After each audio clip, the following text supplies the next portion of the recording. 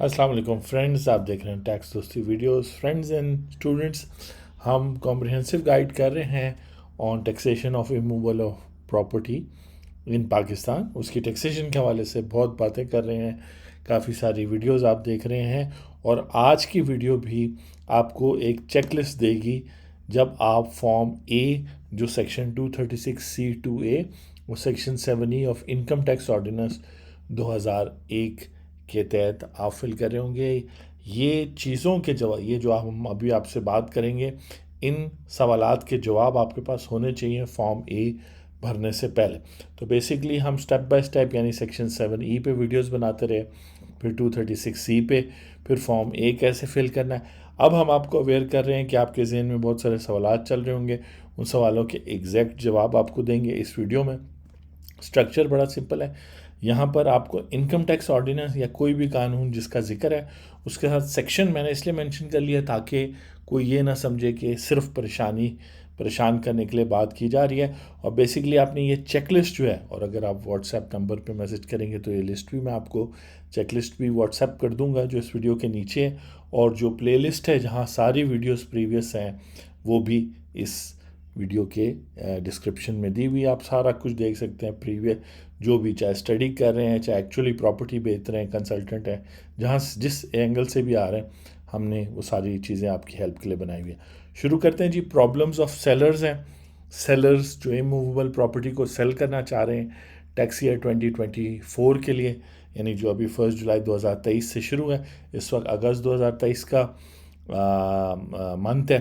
तो जितने भी सेलर्स हैं वो सोच रहे हैं कि section 7E of income tax ordinance, ITO का मतलब इनकम टैक्स ऑर्डिनेंस 2001, सिर्फ यही सेक्शन है, अगर हमें ये समझ आ जाए कि ये क्या कह रहा है तो हमारा मसला हल हो जाएगा। ऐसा नहीं है। ये सारे सेक्शंस और कवानीन जो मैं आपको बताऊंगा इस वीडियो में जल्दी से, ये सब आपको पता होना चाहिए।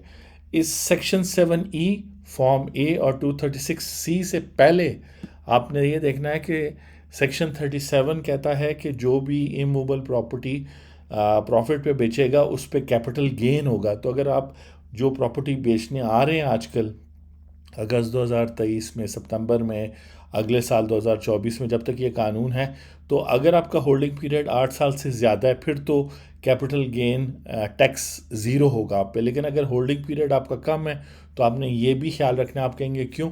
क्योंकि पहले तो आप एक सर्टन वैल्यू शो कर देते थे, एक्चुअल वैल्यू फ़र्क होती थी। अब चूंकि आप फॉर्म ए के थ्रू अपनी प्रॉपर्टी सेल कर रहे हैं, जो पूरी प्रोसेस कमिश्नर को पता है, वैल्यूज़ उसे पता है, डॉक्यूमेंट्स भी उसको पता हैं, तो आप शायद अब एक्चुअल वैल्यू ही आपको शो करनी पड़े। इसकी वजह से जब आप सेल करें तो, और होल्डिंग पीरियड 1 साल है, 2 साल है, यानी with in taxable period time है, 8 साल से कम है, तो आप पे जो है ना काफ़ी सारा टैक्स लगेगा। क्योंकि पहले लोग एडजस्ट कर लेते थे, यानी कि वैल्यू एक शो करके कैपिटल गेन पे टैक्स नहीं देते थे या कम देते थे, अब एक्चुअल हो। तो सबसे पहले आपने ये सोचना। सेक्शन है 37। सेक्शन 68 जो कहता है कि फेयर मार्केट वैल्यू FMV पर सारी ट्रांजैक्शंस की इमूवेबल प्रॉपर्टी 7EB और सेल, परचेज, कैपिटल गेन, उसके अलावा टैक्स लॉ में जितने भी सेक्शंस हैं वो फेयर मार्केट वैल्यू, और फेयर मार्केट वैल्यू से मुराद है FBR की वैल्यू। जो FBR ने इमूवेबल प्रॉपर्टीज़ की वैल्यू, जो अभी आपने देखा है कि उन्होंने इंक्रीज़ कर दी हैं 20-25%, और अब मज़ीद वो इंक्रीज़ करते रहेंगे। ठीक है जी। अच्छा, सेक्शन आगे आते हैं। ये सब चीज़ों के आपके पास जवाब होने चाहिए जब आप फॉर्म ए भरने से पहले ही। आपको, अगर आप ही प्रॉपर्टी के ओनर हैं या जितने भी प्रॉपर्टी के जॉइंट ओनर्स हैं, उन सबको पता हो कि जी अब हम ये शो करने लगे हैं तो हमें इतना कैपिटल गेन टैक्स होगा, फेयर मार्केट वैल्यू इस प्रॉपर्टी की इतनी है, और जारी बात है उस हिसाब से सारी कैलकुलेशन होगी। सेक्शन 75A कहता है कि अगर आपने बैंकिंग चैनल से परचेज़ नहीं किया तो फिर आपका कैपिटल गेन टैक्स डबल हो जाएगा, क्योंकि आपकी कॉस्ट ज़ीरो हो जाएगी। और इन सब सेक्शंस पे भी हमने वीडियोस बनाई हुई, और ये जो प्लेलिस्ट है इमूवेबल प्रॉपर्टी की, इसमें आप देखते जाएंगे तो ये सारे सेक्शंस यहाँ डिटेल में आपको बताया गया। आज तो आपको बताया जा रहा है कि आपको अच्छे कंसल्टेंट के साथ मिल के फिर आपने इन सारे सवालों के जवाब देने हैं अपने आप को, और जो है ना आप अवेयर होने चाहिए, उसके बाद आप फॉर्म ए भरें। वरना अगर आप अनअवेयर्ड होंगे तो फिर एफबीआर कमिश्नर्स और जो कुछ होगा, फिर वो ये बात है कि इग्नोरेंस ऑफ लॉ कोई एक्सक्यूज़ नहीं हो सकता। तो हम आपको अपडेट करें कि सेक्शन 75A में आपको पता होना चाहिए कि आप ये कैश पे परचेज़ की थी, ख़ासतौर पे 50 लाख से ज़्यादा थी ये मूवेबल प्रॉपर्टी, या बैंकिंग चैनल के थ्रू। सेक्शन 82 ये कहता है कि आया आप रेजिडेंट हैं कि नॉन रेजिडेंट हैं। अब नॉन रेजिडेंट पर ये हमारी वीडियोस के मुताबिक फॉर्म ए और सेक्शन 7E अप्लाई नहीं होता, लेकिन वो आपकी बात तो नहीं मानेंगे, वो तो प्रूफ मांगेंगे। तो ये सब चीज़ें आपको इसलिए बताई जा रही हैं कि आप ये सारे प्रूफ्स अपने साथ लेके जाएं। पता हो आपको कि एफबीआर जो है कि इमूवेबल प्रॉपर्टीज़ क्या है, उसका एक्सेल शीट आपने डाउनलोड की अपनी सिटी की, और उसमें फिर अपना एरिया, इसी तरह जो परचेज डॉक्यूमेंट्स हैं उसमें देखें कि बाइंग सेलिंग में। इसी तरह नॉन रेजिडेंट है तो आपके पासपोर्ट के एग्ज़िट और एंट्रीज़ होने चाहिए। और ये जो बोल्ड में है ये तो बहुत ज़्यादा, यानी ये जो हाईलाइट किया हुआ है सेक्शन 111, अगर आप सोर्स ना एक्सप्लेन कर सकते हुए फॉर्म ए भरने से पहले आपने सोचना है कि ये जो मैंने प्रॉपर्टी खरीदी थी ये पैसे मेरे पास कहाँ से आए थे। मैंने इनको पिछले वेल्थ स्टेटमेंट में फ़ाइल किया था, प्रीवियसली फ़ाइल किया था, नहीं किया था, मैं क्या एक्सप्लेनेशन दूंगी। अगर मैं नॉन फाइलर हूँ तब मैं कैसे एक्सप्लेन करूँगा कि ये मेरा शेयर था या मेरे बिहाफ पे किसी ने पे किया था।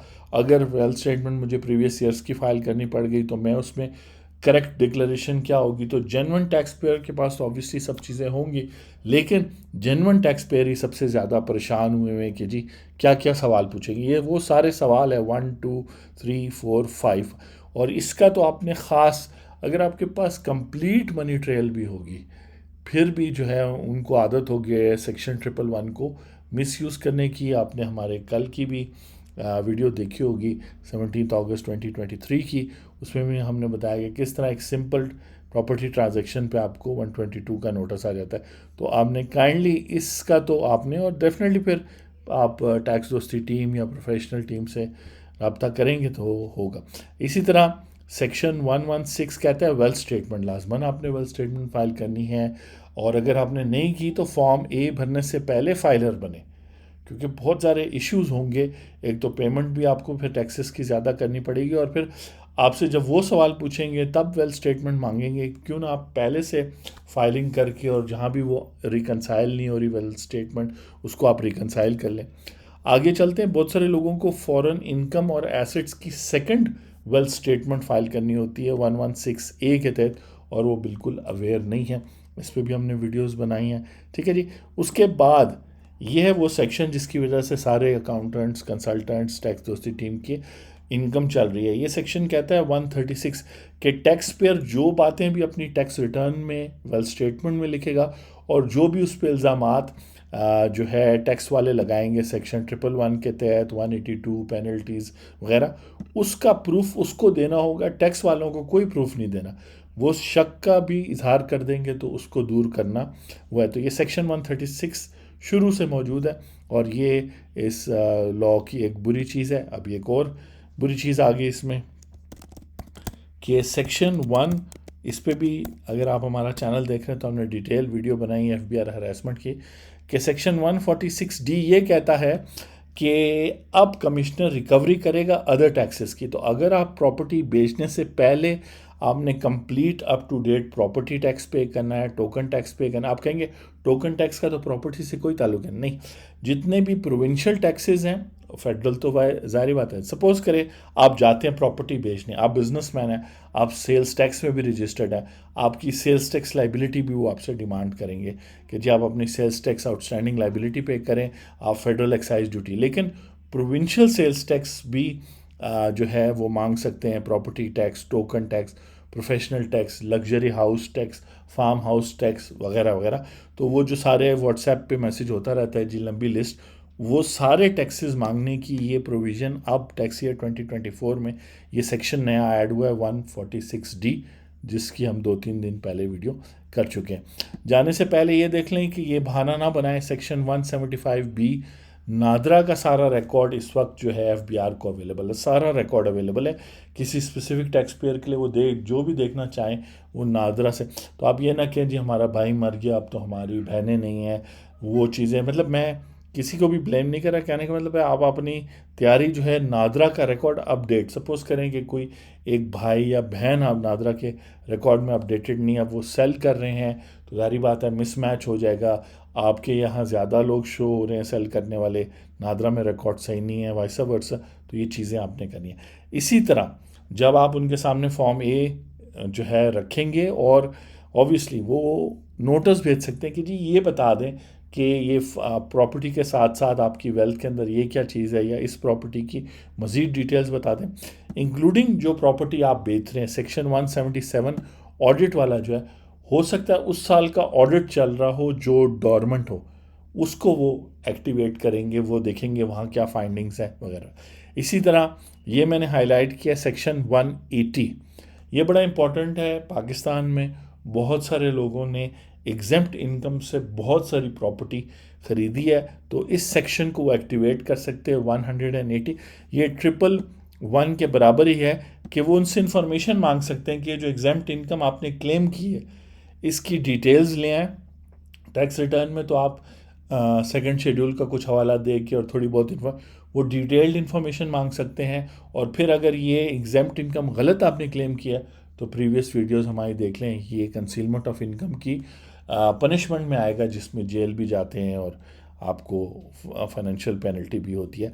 इसी तरह सेक्शन 181A मैं ऊपर लिखता, लेकिन चूंकि सीक्वेंस में आ रहा था, बहुत ज़रूरी है कि आप एक्टिव टैक्स पेयर हो, और अगर आप नॉन फाइलर हैं तो आप एक्टिव हो के जाएँ उनके पास जब आप और सिर्फ 2022 की रिटर्न ना फाइल करें एक्टिव बनने के लिए, उससे पीछे भी देखें, क्योंकि देखें वेल्थ स्टेटमेंट हर साल रेजिडेंट पर्सन की बताती है कि इसके पास इतना सरमाया जमा होता जा रहा है। तो वाकई में अगर आपने 10 सालों में कोई घर ख़रीदा है जो अब आप टैक्स ईयर 2024 में बेच रहे हैं, तो आप जो है उसको 5 साल की, तो प्रीवियस 5 साल की रिटर्न्स तो ज़रूर फाइल करें जिसमें वो एक्यूमुलेशन ऑफ वेल्थ नज़र आए, जिससे आपने फिर घर प्रीवियस लिया।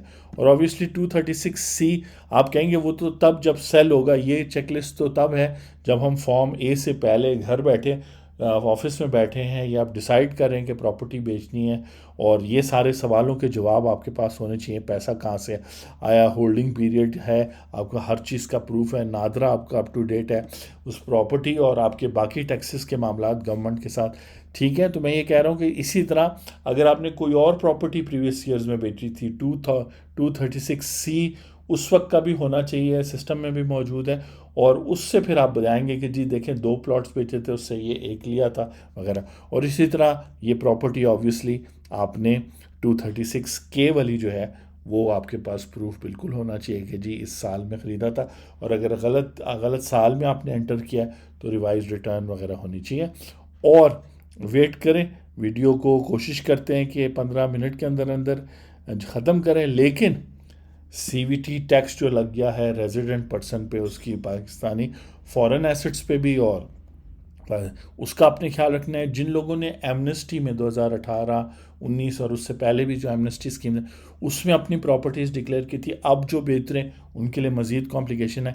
जिन्होंने बेनामी रखी हुई है वो पाकिस्तान में 2017 के बाद बेनामी प्रॉपर्टी, यानी जो किसी के नाम पे भी ना हो या फिक्टिशियस नाम पे हो, उसको बेचने जाएंगे तो प्रॉब्लम होगा। इनहेरिटेंस के जो मैटर्स हैं उनको आपने रिजॉल्व करके जाना है, जॉइंट ओनरशिप के जो मैटर्स हैं उनको भी रिजॉल्व करके जाना है। और जब आप फिर फॉर्म ए वगैरह, इन सारे सवालों के जवाब आई होप सोच के, लिख के, अपने साथ फाइल बना के, अपने लीगल काउंसिल से मशवरा करने के बाद जो है आप जब बेचेंगे प्रॉपर्टी और वो बिक जाएगी, अप्रूवल आ जाएगा, तो फिर फॉर्म 236C तो आपसे डिडक्शन होगी टैक्स की।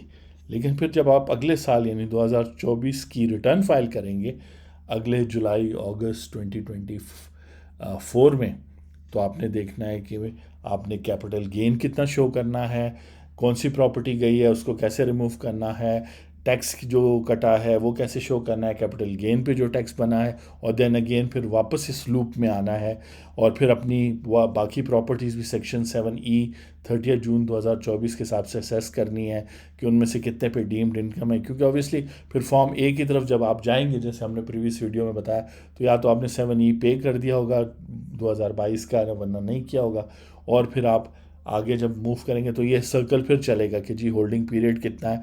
मैं किस वैल्यू पे मैंने डिक्लेयर किया, मैंने परचेज़ जो किया था उसका, और जो कैपिटल गेन आया है वो सारी चीज़ें unexplained, burden of proof, NADRA का रिकॉर्ड एंड सो ऑन। ठीक है जी। तो हर चीज़ों को जैसे आप देख सकते हैं, ये चेकलिस्ट बड़े एक सिस्टमेटिक तरीके से बनाई गई है, बिल्कुल मुश्किल नहीं है, आसान है। ये सेक्शंस मौजूद हैं, अपने legal counsel, chartered accountant, professional help से आप पूछ सकते हैं। इसके अलावा भी और मैटर्स हैं जो इस चेकलिस्ट में ऐड हो सकते हैं। ये वो थे जो मेजॉरिटी ऑफ पॉपुलेशन पाकिस्तान की, मिलियंस ऑफ लोग जो हैं उनको कवर करते हैं। टैक्स लॉ की फ़िलहाल ये सिचुएशन है। टैक्स दोस्ती का मकसद है कि आपको आगे लेके जाएं और एफबीआर को भी बताएं कि किस तरीके से जो है ना आप बेहतर टैक्स लॉ लगा सकते हैं। फ़िलहाल तो कामयाबी नहीं हो रही, लेकिन गोइंग फॉरवर्ड इसी तरह की वीडियोस से जब अवेयरनेस बढ़ेगी तो फिर कॉन्वर्सेशन स्टार्ट होगी टैक्स पेयर और एफबीआर की। होपफुली जल्द टैक्स दोस्ती के फोरम से, यूट्यूब चैनल से और फोरम से, और फिर हम बात कर सकेंगे और इस तरह के मसले शायद फ्यूचर में ना हो। मैं हूँ आपका टैक्स दोस्त और टैक्स होस्ट एंथनी विलियम्स। आपसे नेक्स्ट वीडियो में मुलाकात होती है। मूवेबल प्रॉपर्टी की टैक्सेशन है, सीए स्टूडेंट्स के लिए लेक्चर्स हैं, वीडियोस हैं, उसके अलावा लैंडमार्क जजमेंट्स हैं। जो भी आप सवाल पूछते हैं, कोशिश करते हैं इस कॉम्प्रिहेंसिव वीडियो बना के आपको हेल्प करें। यंग फेलोज़ के लिए वीडियो को हम यहाँ ख़त्म करते हैं। कमेंट्स में हम इस कॉन्वर्सेशन को कंटिन्यू कर सकते हैं। जो भी आपका सवाल है आप यूट्यूब के कमेंट्स में पूछ सकते हैं। Thank you.